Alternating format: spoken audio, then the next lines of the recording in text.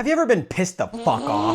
You're driving down the highway and this big truck driving, small dick having, redneck having, chudling cuts you off in traffic. What? Your blood starts to boil. Why the hell did they even do that? There was literally no reason to do that. Oh great, and now they're slowing down in front of you like they're trying to show you up or something. They're not even getting to their destination faster at that point. Are they intentionally trying to piss me off? Then you think, you know what'll get the little shit stain? Tailgating him like a dog sniffing ass. All of a sudden, they're brake checking you and you're honking and then they pull out a Glock and boom!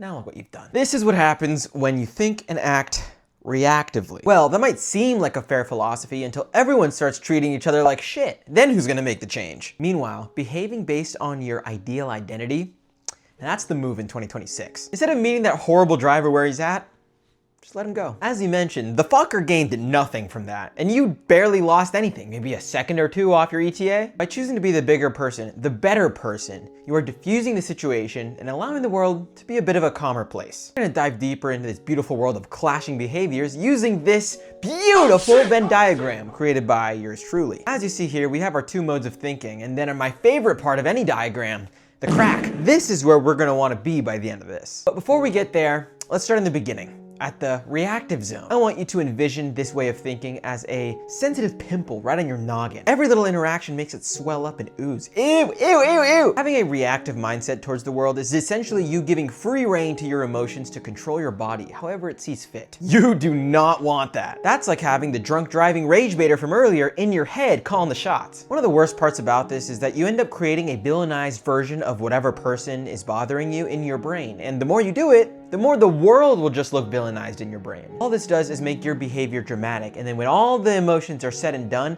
you're just sitting there thinking, wow, that was kind of embarrassing. I just did all that for something that's not even that big a deal. At that point, you only have two options, either take accountability and say, my bad, or double down. Usually, in a reactive way of thinking, you're probably just gonna double down. That creates a spiral that we don't even want to get to today. The end game of this really messed up spiral is you end up looking at the world differently. You think of the world as this cruel, indifferent place that doesn't care about you, so why should you even care about them?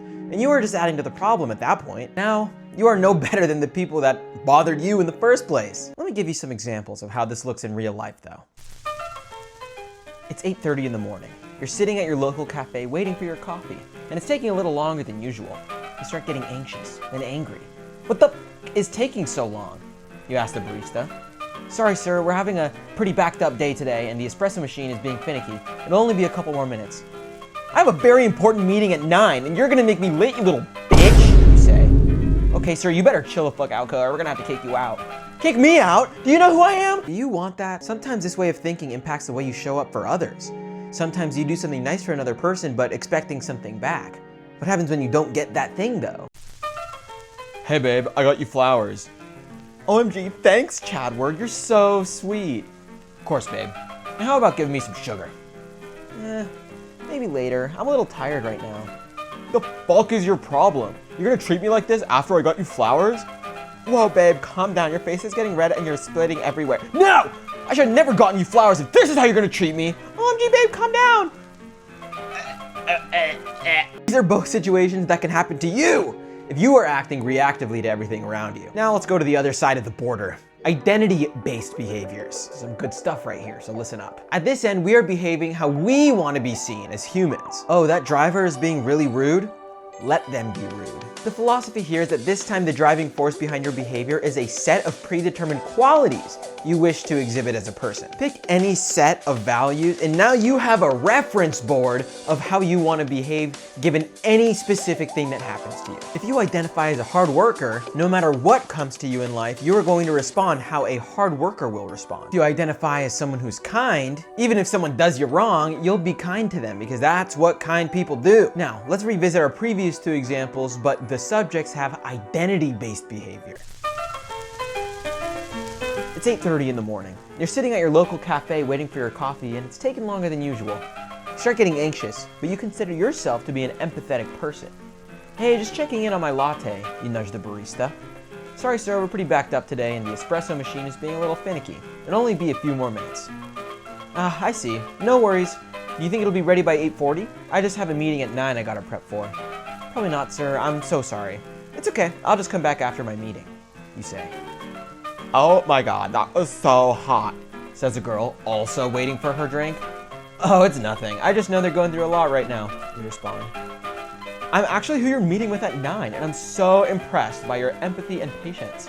Want to make the deal, make out in the back, and get married and spend eternity together? Sure!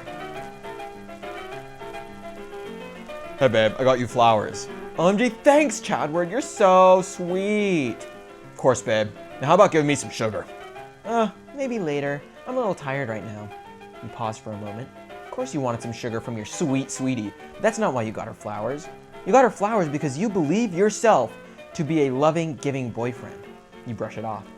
That's alright. You've had a long day at work. What can I do for you? Now you might be wondering, Brian, if this is such a good way of thinking, why do we even have a crack in the Venn diagram? Shouldn't this be the way we're supposed to act? No! Not quite. Nothing in this world is black and white unless it's a zebra or a Sephora. You see, the problem with this kind of thinking is it leaves you susceptible to the goblins of this world. People who take from you and don't give anything in return, because they know you won't do anything about it. You don't want this to happen, as honorable as it may seem. Instead of easily being swayed, we want you to hold your beliefs firm, yet consider what other people are telling you in the moment. The little crack between the two mindsets. You need to have a balance of both of these ideologies in order to live well. And that can take a little bit of learning. You want to be strong in your beliefs and how you treat people consistently, but you also want to be in tune with your emotions. Now, what does that look like? It looks like the understanding that emotions aren't pesky intrusions into our consciousness.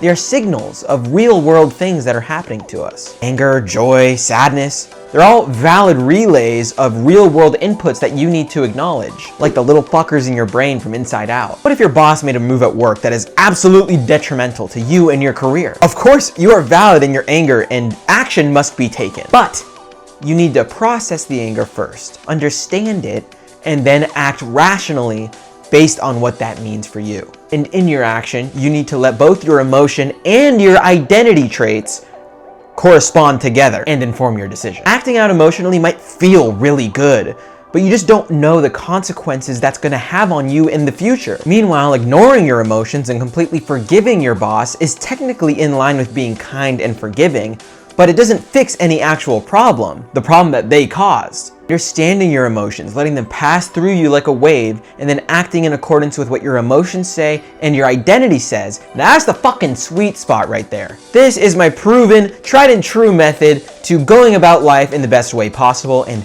taking what's coming to you and doing the best you can with it. Alrighty then, that about wraps things up for me in this video. Hopefully you enjoyed. If you did, I would love if you wrote a little comment because it'll stroke my ego and make me feel so good. If you don't like the video, then don't say anything because I will cry and I will never post another video again. I don't know if you guys have seen, but I've rebranded just a little bit. I'm going to be trying to make a little more personal content about how I'm trying to exhibit these things that I tell you, because I don't think you guys want to listen to some guy that's just talking out of his ass. So hopefully you guys want to see some of that in the future. I love all of you very much. Just kidding. Not even a little bit. But I do want the best for you and the world. So go out there and do the best you can.